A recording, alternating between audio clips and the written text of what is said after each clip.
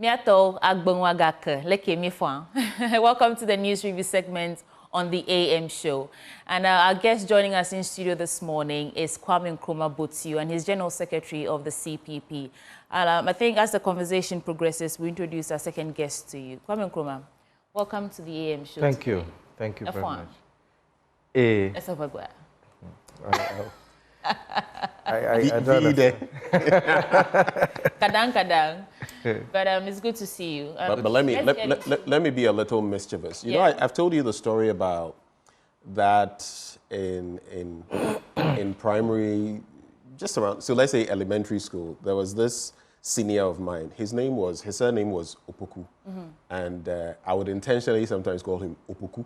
You know, there's a difference. There's a fish called Opoku. One day he caught me and gave me a nice beating, and I stopped doing that. But this morning, you know, Botiu is a very prominent name in this country. But it just hit me. It will be our boy. That's actually the origin of the name. Actually, Botiu. Yeah, Botiu. Yeah. So Botiu. Yeah. One of our ancestors, there was something to do with the Botiu. That's his origin. So literally. It's literal, yeah. So what occurred to me was not, but you know, names, apart from like Ajaman or Sajefo, all of them have, you know, the titles, Busumuru. Anyway, let me not take the wind out of your sails. Yeah. What's on your mind this morning? Well, what is on my mind is the president's nominees. I'm happy to see that as he hit the ground running, he has not slowed down. And we've been through the nominees. He's not doing thoughts. Exactly. Exactly. It's not thought anymore. And largely, I'm happy about the nominees. And I think just as he has reset the nation with his agenda and the nominees, all of us, the citizenry, we also have to reset ourselves and continue to do our work very well. As Ecclesiastes 9:10 says, whatever you find your hand doing, do it well. Yes. So let's all keep on keeping on, and I'm sure that very soon we'll all be smiling. I see. Thank you so much. But just briefly on those nominations, because it's one of the discussions we're having this morning. There are some too who, I mean, from yesterday on social media, I started seeing some who say, okay, so are these national appointments or party appointments or this? I mean, you know, everything, anything Youth empowerment and development, You know, a lot of people, as for Agrek, for example, Eric Opoku, people have said, I mean, tourism, Jifa Gumashi. But there are some of the appointments that have been made, and some people are feeling, okay, is it partyism creeping in? Yes. But you remember the erstwhile administration? We asked people, and they said, but did you expect the president to go and appoint people from... Exactly. But where do you stand on that? What do you... I think, in all honesty, the president who has done well in the Fourth Republic regarding having balanced appointments is probably His Excellency John Agyekum Kufuor.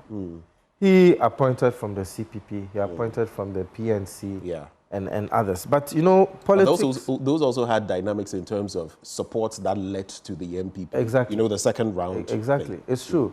It's true. But, you know, politics evolves, and society also evolves. Now, hardly anybody is apolitical. Everybody is associated one way or the other, not because they're necessarily interested in party politics. You just find yourself passionately supporting one group or the other. Sometimes you are caught on air saying something in favor of one party. You may not have a party card per se. You'll be surprised that some of these nominees do not have party cards, but they have spoken against a certain agenda which maybe the NDC supported. So they are tagged as being party people.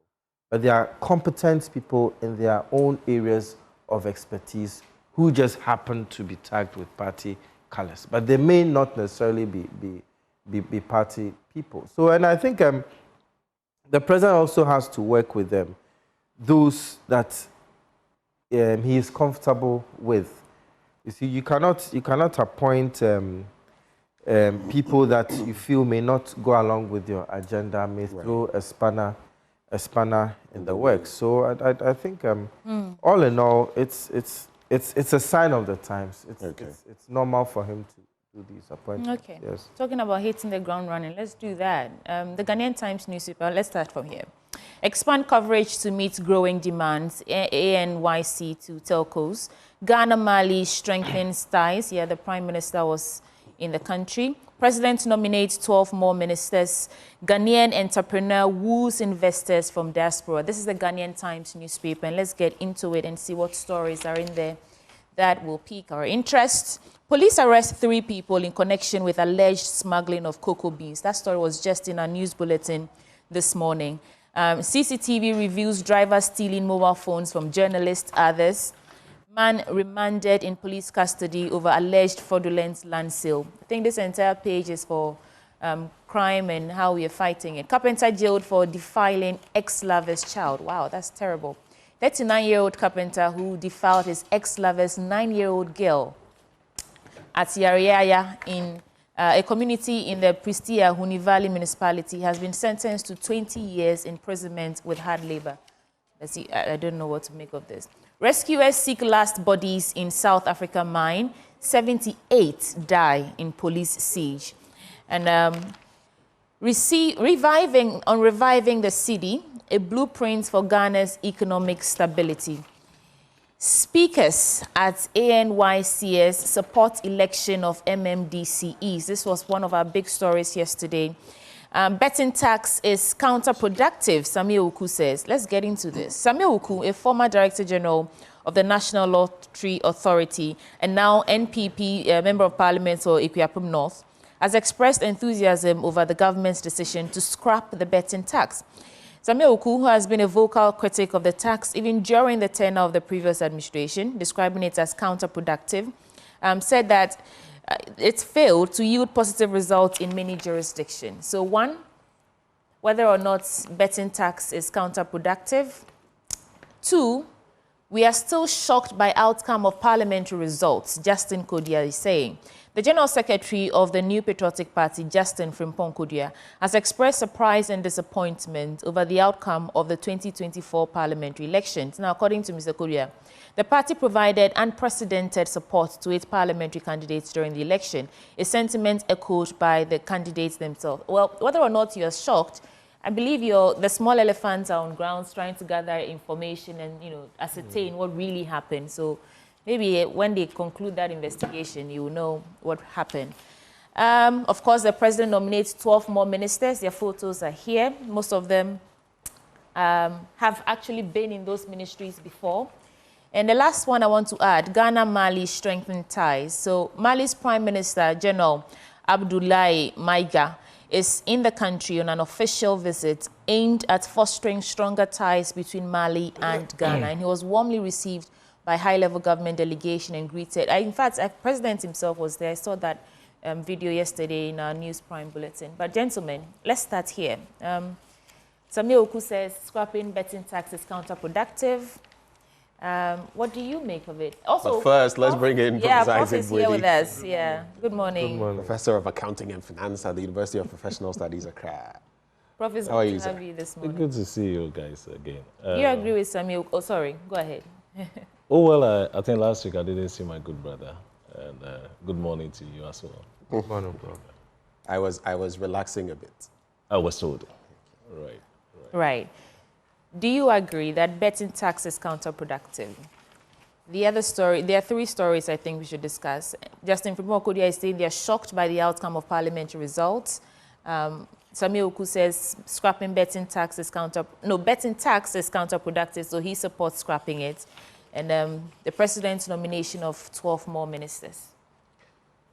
I don't know which one to start with, but they're all good stories for discussions. Maybe I can start with the nominees. Yes. And then have a bite on that issue. It's normal, it's become a tradition that a new government obviously will have to appoint people to lead the country. And it's a normal thing that we see all the time.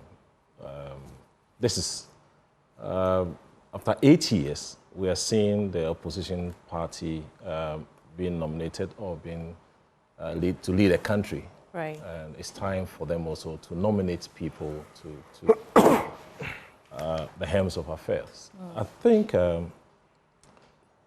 if you check the backgrounds of these individuals, they are solid. If you check the CVs of these individuals, the Minister of Education designate, and then the rest.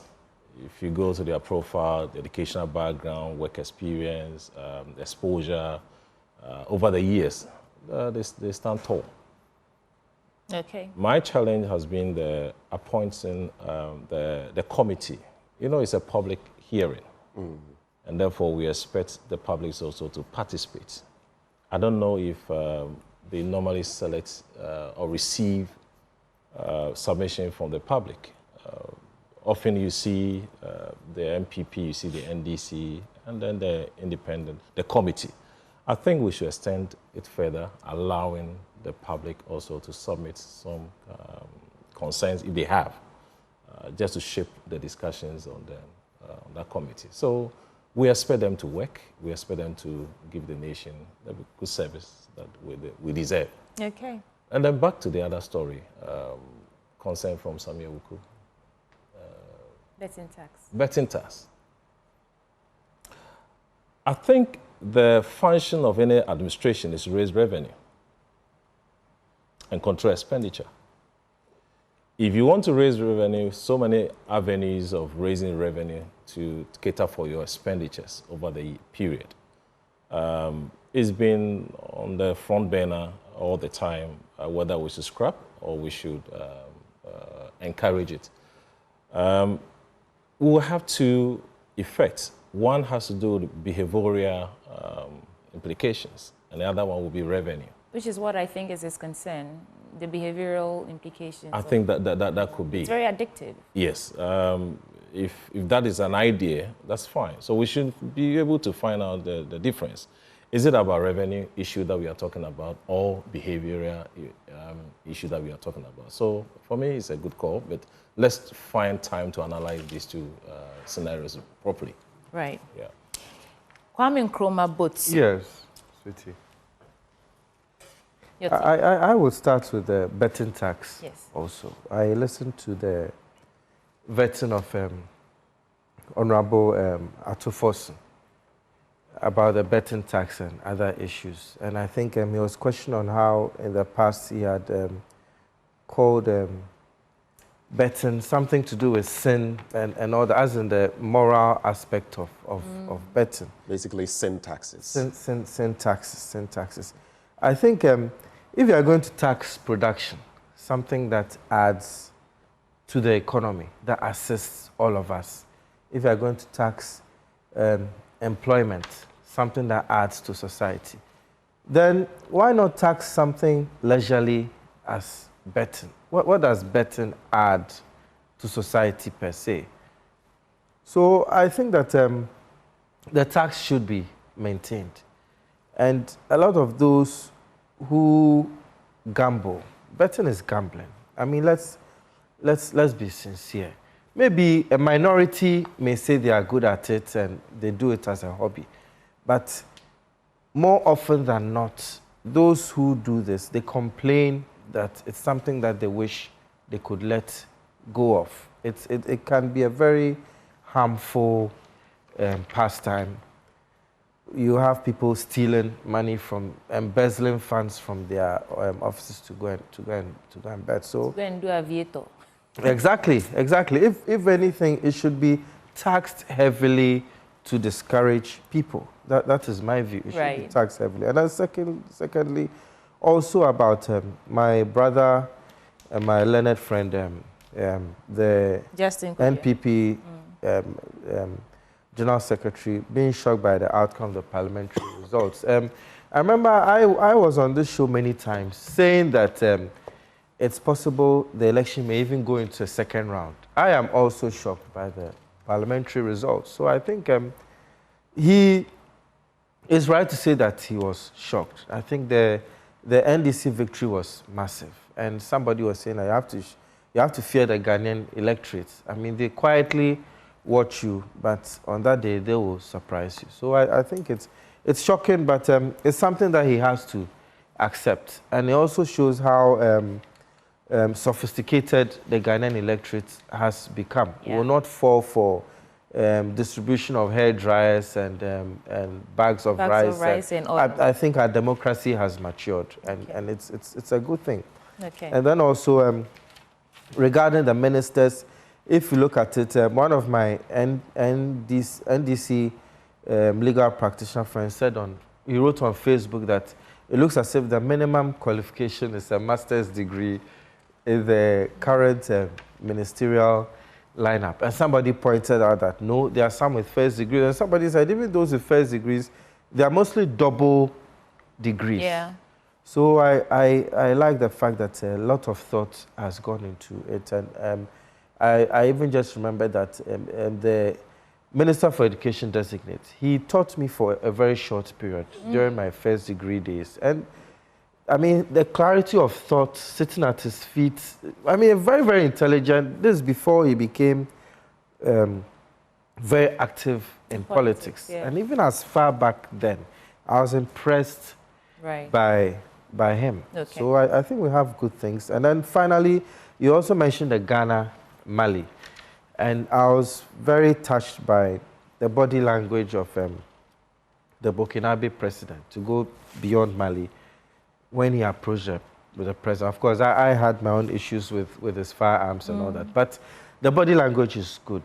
We want to keep ECOWAS together. We want to keep Africa together. For a long time, this divide and rule against Africa has cost us a lot. Right. Has cost us a lot. So strengthening ties with Ghana and Mali, it's a good thing. Hopefully, we can strengthen ECOWAS, and which will benefit the economy and everything in the long run. Ben, quick thoughts? Yes, I'll start with Sami Wuku. For some, it was a bit of a surprise, but on the other hand, I believe the MPP itself had also proposed something like this. I don't know, scrapping the betting tax. You know, he headed the National Lotteries Authority. He recently resigned. The point being that, of course, if there's no tax, then maybe it will be an incentive for more people to engage in it. So maybe from that perspective, you can see it as such. But in terms of raising revenue, then it becomes a bit dicey. But then you spoke about the Ghanaian voters' response. I've heard stories about Charlie. People came to rallies and everything. They will collect your money. They will do everything. You have T-shirts. You know. You've heard the song, right? Honorable. Yes. In there, they say, Sikano Wahe. T-shirts, you know, Wahe. Yeah, shit. And the other one, I can't say it on air. And then the end is what I find funny. Or see, do you have a and I'm saying, Emfa. But I think you've taken the savvy. To listen to this song. You know, I like to pay attention to these things, and that portion is what got me. Like, I say, Emfa. So the Ghanaian voter is getting more and more savvy, and it's clear. Don't think today if you are in a good place, you can't be in a bad spot tomorrow. Exactly. That's the whole point. Yeah. You play with us, we'll play with you. Exactly. So they'll come for the rally. You see the numbers, but on voting day, you see that, Charlie. Yeah, exactly. And seminar, brave. Yeah. And maybe the last one, I also like just my quick point on the nominees. Yes, one, I like how the Americans do it. It's not so much about certificates. It's about what you can do. So in some jurisdictions, you may not have the paper certification, but what is your experience? What is your capacity? What is your record? What have you done in the past? It's crucial. But again, I am impressed by the CVs of some of these nominees. You've mentioned masters and all of that. At least academically, they are there. Experience-wise, a lot of them have a lot to show. You know, and I'll not mention names. There have been ministers in the past and people were saying, but these people, where is their experience? Some of them just came out of school. And then, you know, all those things have been there. But I think so far, it looks good on that. Right. I just want to say that on, the, scrapping or maintaining betting tax, if we really have gambling addiction problems, do you think that some, 10 or 1% of your winnings will deter someone from actually, still gambling? If we have a gambling problem, we should look at reorienting the youth, an intentional approach to actually changing mindset. I don't think that whether we maintain or we scrap betting tax, it would actually give us the results we want, if it's a behavioral change that we are gunning for. So I think we should look at it carefully. It's not, it doesn't all come down to scrapping or maintaining the betting tax.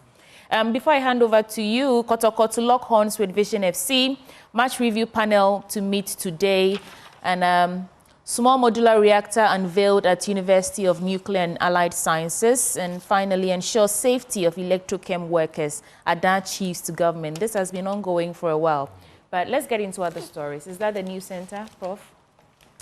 Yes, Republic Bank, PLC appoints Venice, Francis Fritz as Chief Operating Officer. Zenith Bank Ghana claims Bank of the Year, Honor of the Bankers Award. I think we've not seen this for a while after the banking crisis some years ago. I don't know if it's time for me to go. No, go ahead, The banking crisis, before the banking crisis, you know, years ago, about 5-10 years ago, we had a lot of these awards.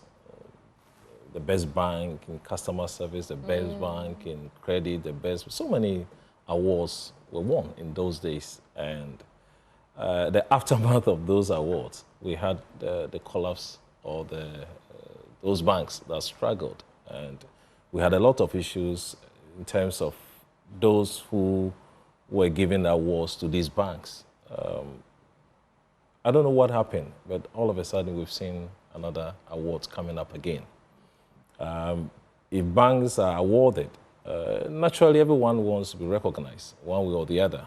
And for me, it speaks volumes in terms of what they have done over the period. And my issue is we should be fair with these assessments. If they are due or they had to be awarded, I mean, why not? They should be awarded.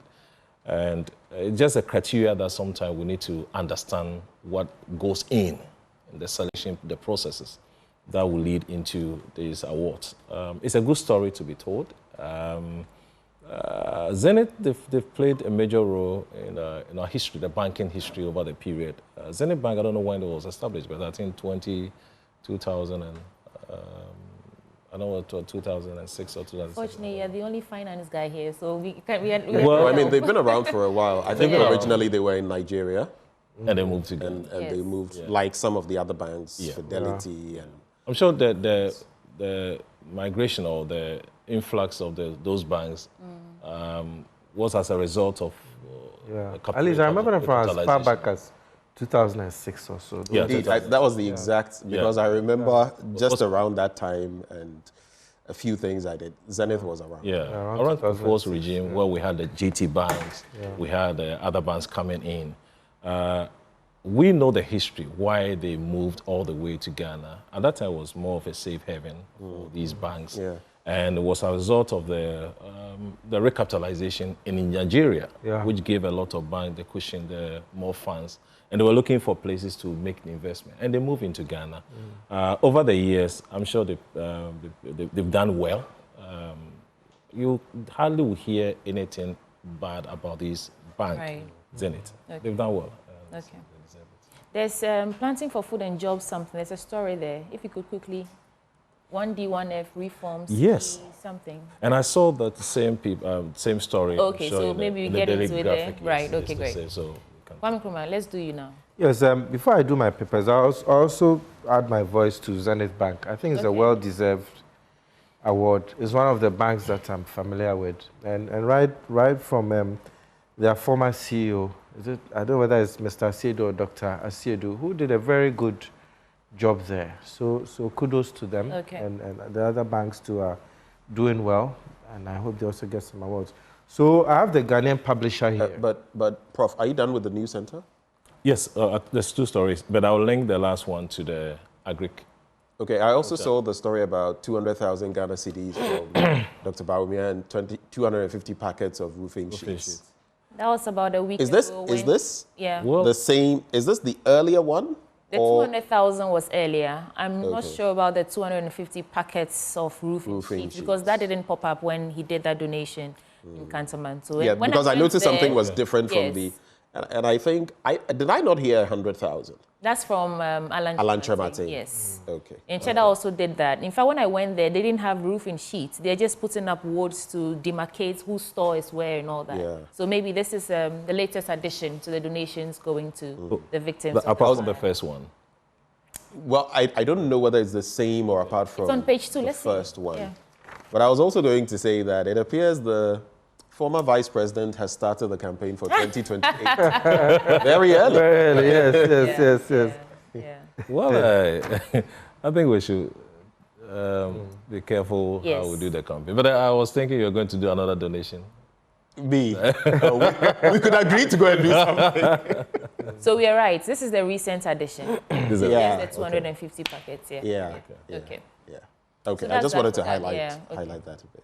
Kwame Nkrumah. Okay, so the Ghanaian... Kwame Nkrumah, do you ever get confused when people call you Kwame Nkrumah? Like every time I say Kwame Nkrumah, I remember Dr. Kwame Nkrumah. Oh, no, like, I've become used to it. You know, so many years. He has big shoes to fill. Yeah. We have the Ghanaian publisher, Ministerial nominee caught in international fraud, Bright Simmons, reveals. And he said that an international bank has confidentially warned the President's office about the individual, cautioned that the outcome of the ongoing investigations may soon become public.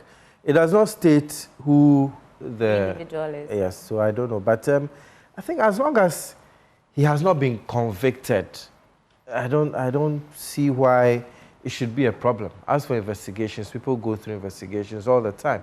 We even had... Kwame Nkrumah, I'm sorry. Before you go on, just to situate it, because I read the tweet yesterday from Bright Simmons, and first off, this person has not even been nominated, from what I... Oh, okay. It's someone that, per the grapevine, the person is maybe nominated. Okay. That is one. So it's like a caution.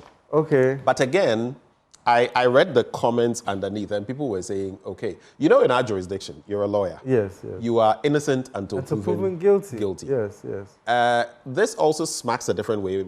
Bright Simmons is a good friend of mine. But when you put something like this out there, what if the person eventually is cleared? Exactly. What then happens? Exactly. Maybe that person could have done some service. Exactly. But on the other hand, whoever this person may be, if it is that intricate or delicate a situation, you probably may be cautious about wanting to appoint such a person. Go ahead and appoint. So it's like a forewarning. But the way it comes out here is like, oh, the person has been nominated and the person is entangled in some. I just wanted to situate it from Oh, it's good you've given me, because then that means the headline is deceptive. It says ministerial nominee, you see. And then I agree with you, innocent till proven guilty, because even the current first gentleman of the land, we all heard about government official one and all these things. Eventually, nothing came of it. You know, that is a risk of being in the public eye. Every small thing you do, every big thing you do can become subject of something unexpected.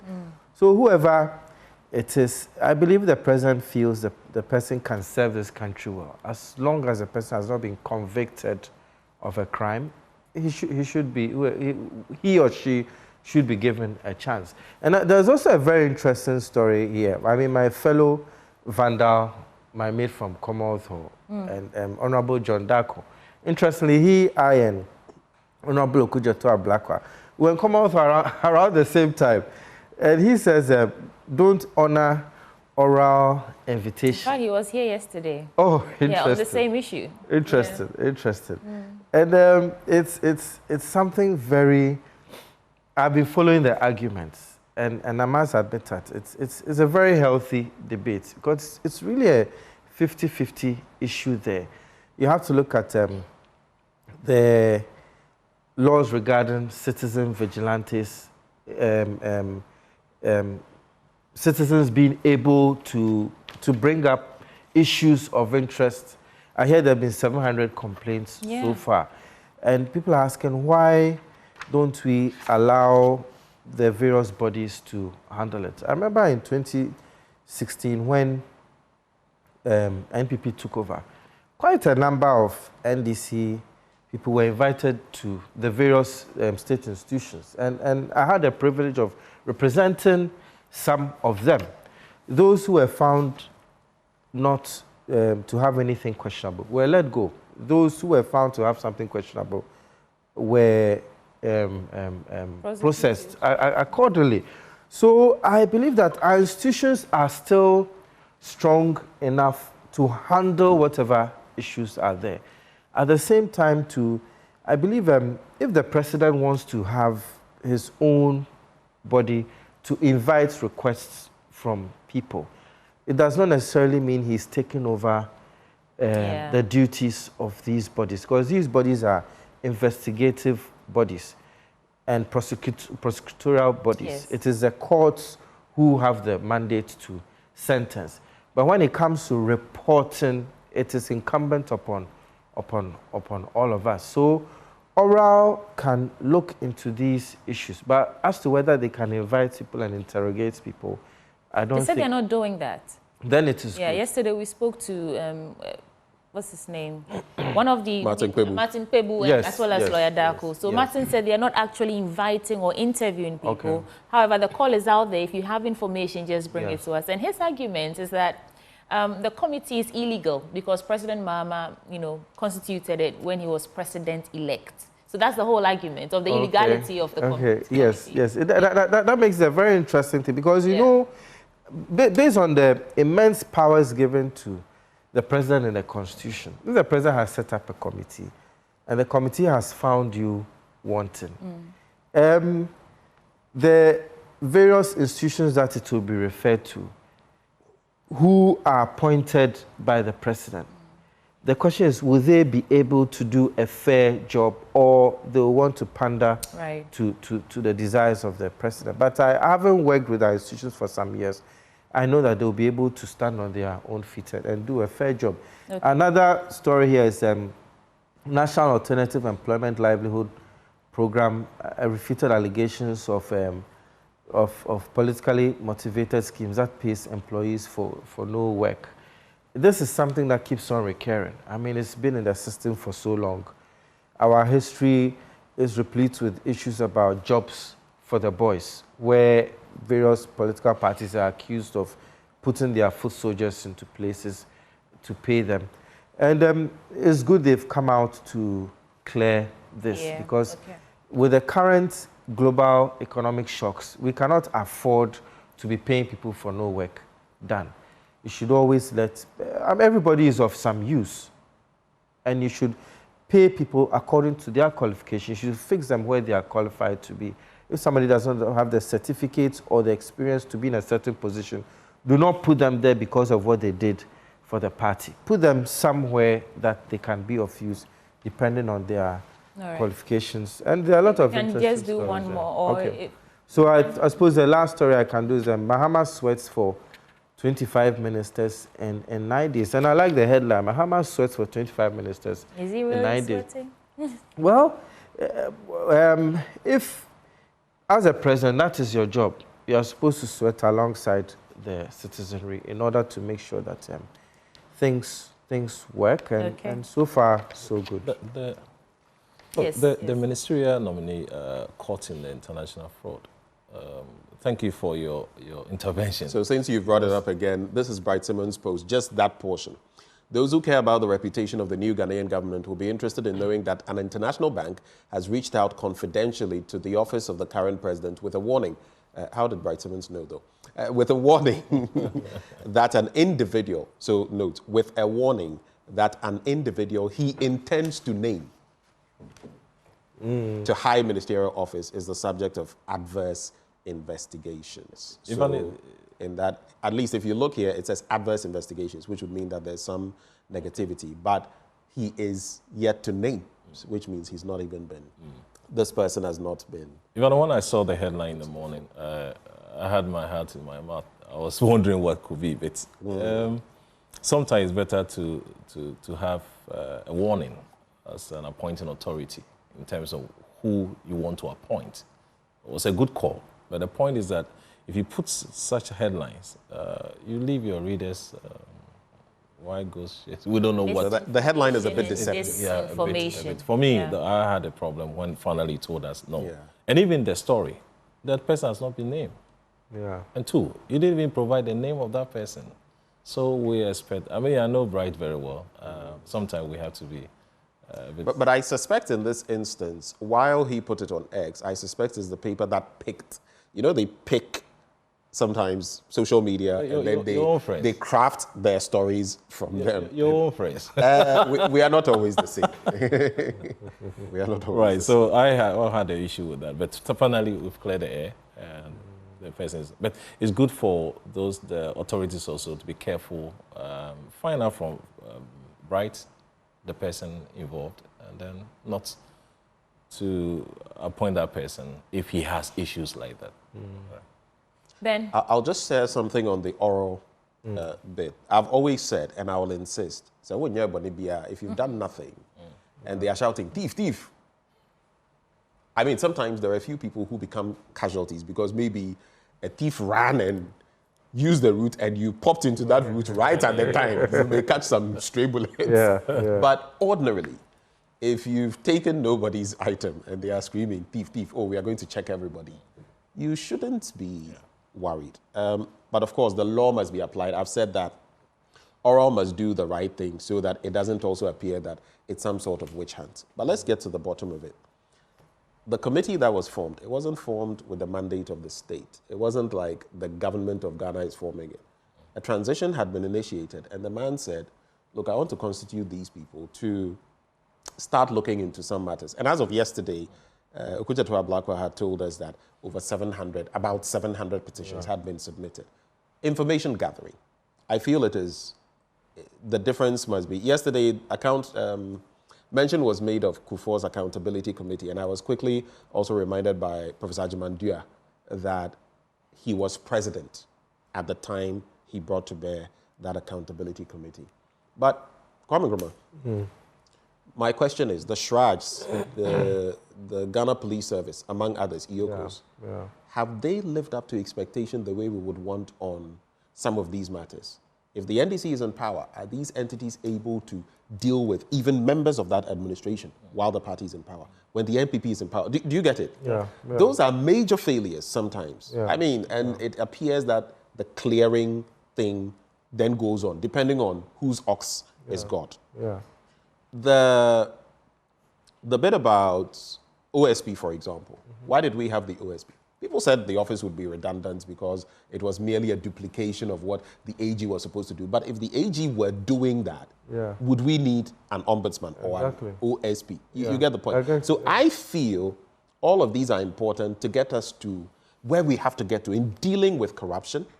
And the Public Officers Act, I feel, should also be brought to bear the bill so that some of these bits about land grabbing state assets and all of that. Because some of the stories we hear, some of the things we've got to see, go to Roman Ridge, go to cantonments. Practically, I mean, if a few people will come and take over what belongs to all of us, look at parks and gardens. It even got to the point where some parks and gardens from Nkrumah's time were now being taken over by individuals. At what point do you do that? So for me, I feel legality is important, but in the end, what's the bottom line? If we are losing 3 billion to 6 billion every year to corruption, we can't keep on like business as usual. That's very true. That's very true. That's my quick point on that. Before we get to the daily graph effect, I know, Prof, you were scribbling something. Something he said and he said a note. Well, dealing with corruption entails a lot. Entails a lot. Quoting or supporting the submission, we lose about, I think, 3-something billion yearly, according to the sources that he quoted. It's a worrying situation. And therefore, if any government wants to do corruption, there's so many things that you have to take into consideration. In recent past, we've seen a lot of other institutions coming up, OSP, IOCO, and we want to find out to what extent have they also performed or been effective. I'm sure that's why some of these things are coming. I don't have a problem with the aura. In fact, if we have seen or spotted some activities in terms of corruption and you want to go after people, I don't have a problem. of course, we must all behave properly. The other leg is, what will be the end product of this aura? Are they going to jail people? Are they going to send them to court? What will be the end if the truth is finally found out? What do we do with this, their activities or their findings? That's what we need to know and interrogate and find out. Where would this all things this will lead to? At the end of the day, I'm sure those who have done things wrong, they will have issues. For me, I sit here, well, I don't know what I've done. But if you've been involved in any other act that affected the country, you should be the one to be bothered at this stage. But then, let's find out the end product of the investigation, where it will lead to. And it should be a 9-day wonder. Okay. Just a quick one. I also remembered that something I wanted to give the president the nod for. The last batch of nominations had 4 women, right? 8 men, 4 women. And I think we need more of that. You know, all of them were making promises about more women being appointed here and there. So 8 to 4, that's a ratio of 1 to 2, thereabouts. But I think even more can be done. I always cite, you know, the Ethiopians, and I think Ethiopia at a point, they had a parliament that had even more women than men. I don't know what currently it is, Tanzania and some other places. And some other countries have taken the lead in having female presidents. We've succeeded in having a vice president, but I think there's more progress that can be done in appointments to state-owned enterprises, boards, and all of that. So quick stories from the Daily Graphic newspaper. 12 more ministers nominated. I will not go in there. Over-reliance on imported raw materials, crippling production, that's according to AGI. Use agric to reset economy. And Professor Bokpin advocates graphic business X Spaces Forum.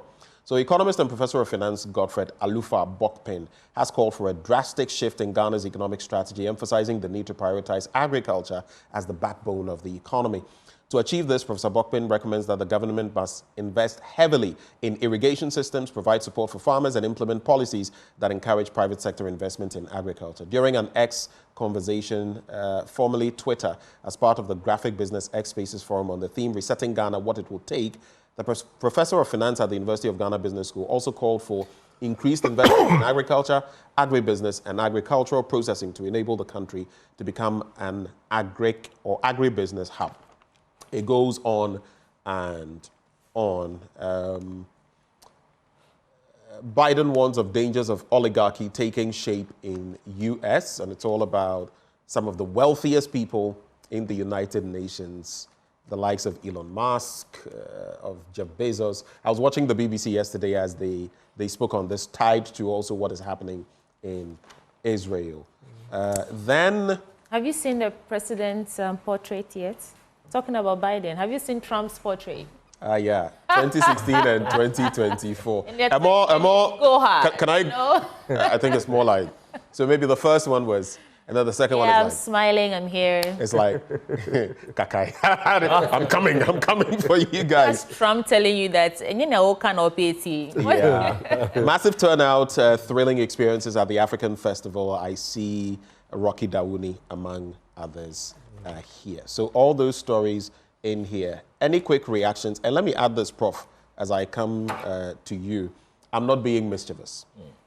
I read a story of yours on free SHS, right? I read a story from, I don't know whether it was last year. Prof is looking at me like, you're up to mischief, but I'm not. You know, I just want your take. You're my good friend.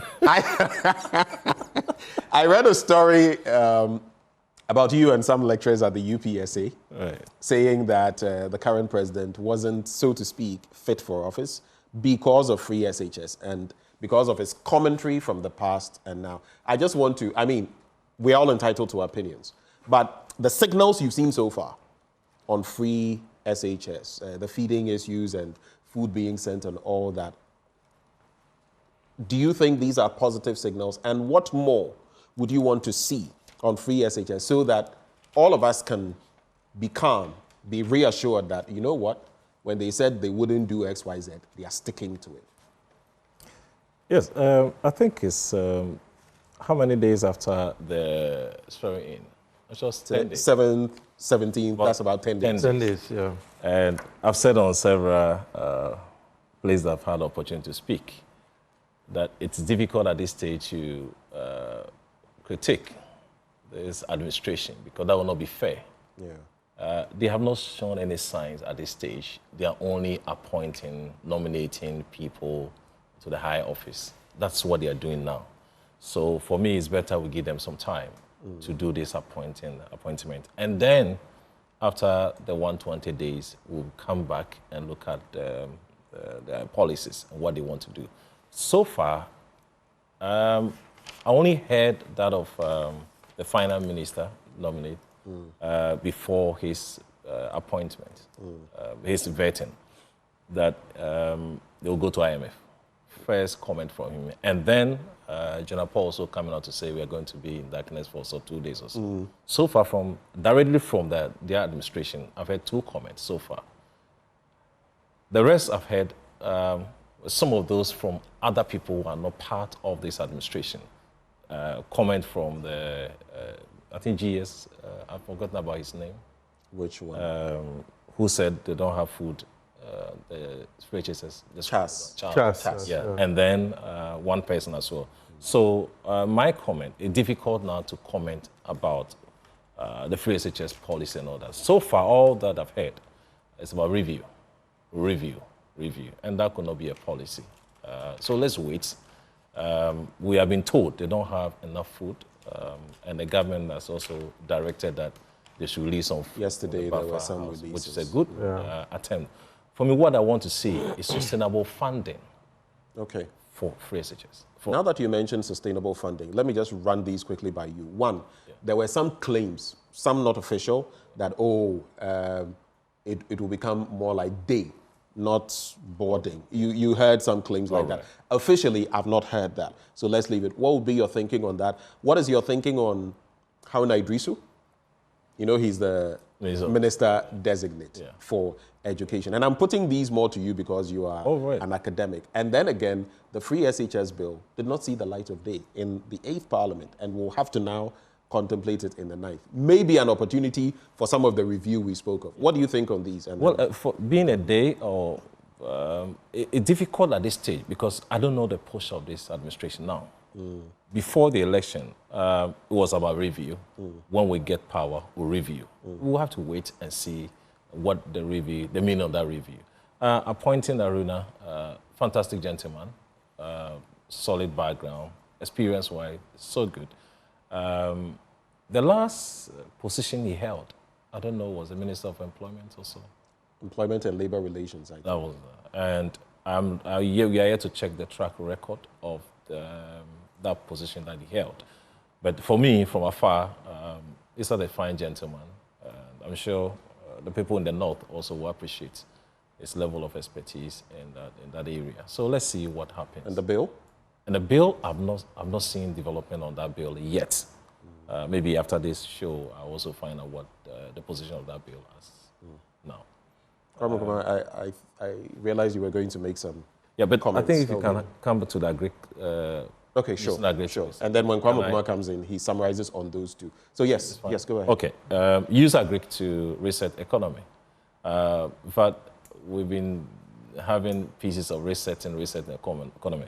I don't know whether Agric is the panacea to resetting the economy. But Bokwen is, Prof is a very good friend, and I know that he does a lot in the finance area. And coming out of this comment is quite telling. If you want to use Agric to reset the economy, then the country must have potential, significant potential for Agric. Do we have that as a country? Yes, we do. Look at the lands that we have. For me, it's a good call. Because over the years, we have been using Agric, or Agric has been the backbone of this economy in terms of employment generation, food security. And if we want to use it to reset the economy, for me, look at things that we bring into the country. A lot of things that we can easily get them here. And if you don't develop that sector well, we'll have issues in the economy. All the time we depend on things that we bring from. But look at the lands we have. The other challenge is that we have to be careful also, we invest more in infrastructure, roads.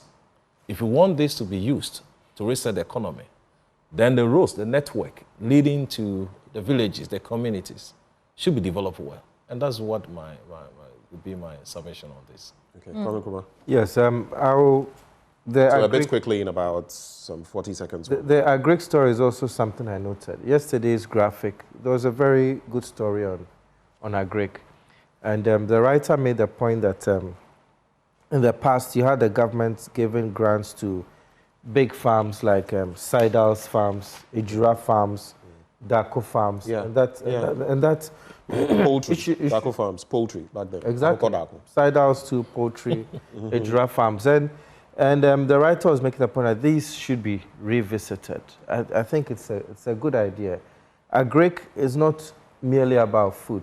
Even rubber, I mean, what we get plastics from, almost everything more or less is planted. When we think agric, we only think food.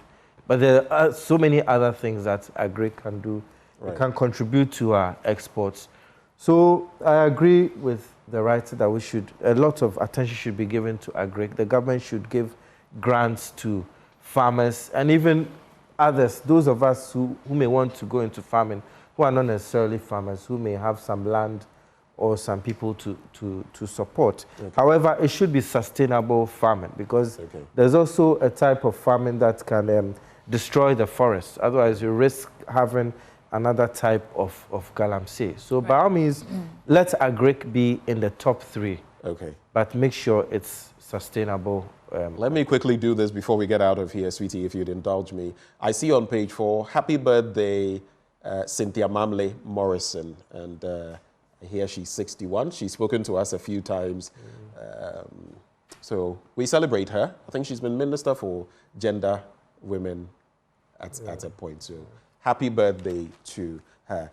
Happy birthday in advance. We don't usually do this, but tomorrow is your birthday. Miriam Awo Jifa Vojagbe, tomorrow is your birthday. Fantastic person. Happy birthday to you and keep being you. And finally, I'll celebrate Siru Africa for another wonderful outfit. If you love what I am wearing, it's by Mudasiru of Siru Africa. You can reach them on 0557 029 138. 0557 029 138. Or on social media, Facebook, Instagram, Pinterest, at SIRU-Africa. That is Siru-Africa. Sweetie Abochi, yes. I hear it's the birthday of one of our lovely colleagues. Mrs. Elike Madanse. Yes, yeah. The Adansite. Happy birthday, darling. We love you. We wish you the very best. And we haven't seen you around in a while. Gentlemen, I was expecting someone to say something about Sami Jemfi's appointment to the Precious Mineral Marketing Commission. And nobody said anything. Yo, I saw it, that he's there. Let's take a break now. We'll return with sports with Mufta Nabila, and he's serving you Prime Take today. Stay.